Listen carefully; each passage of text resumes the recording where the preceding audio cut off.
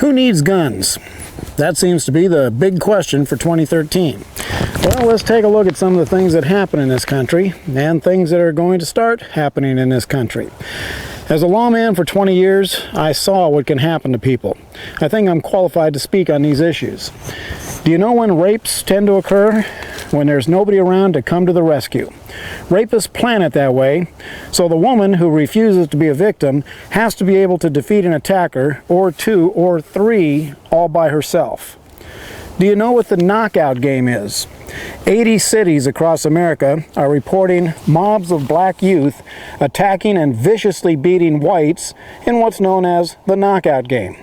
They count how many times they have to slug their victim to knock them unconscious. Several people have died from these attacks, including military veterans and elderly grandmothers. Racial violence is skyrocketing, and nobody seems to be doing anything about it. When I was working in Colorado, the number 3 cause of homicides was road rage. Imagine driving along with your children in the car when an enraged driver forces you off the road, determined to teach you a lesson. Surprising a burglar in your home is a good way to get killed, and I predict that the Obama economy is going to cause home burglaries to skyrocket. Mass shootings are becoming more common as moral standards decline. They happen in malls, movie theaters, even elementary schools.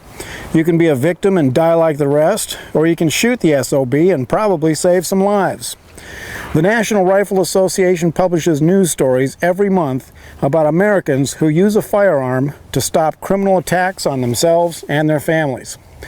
Here's a news flash for the anti-gun crowd.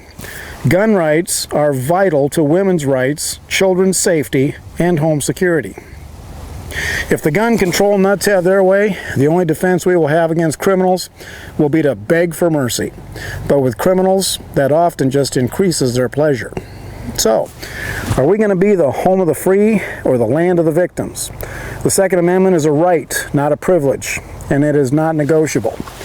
Americans will fight for freedom, even if that means fighting our own elected officials.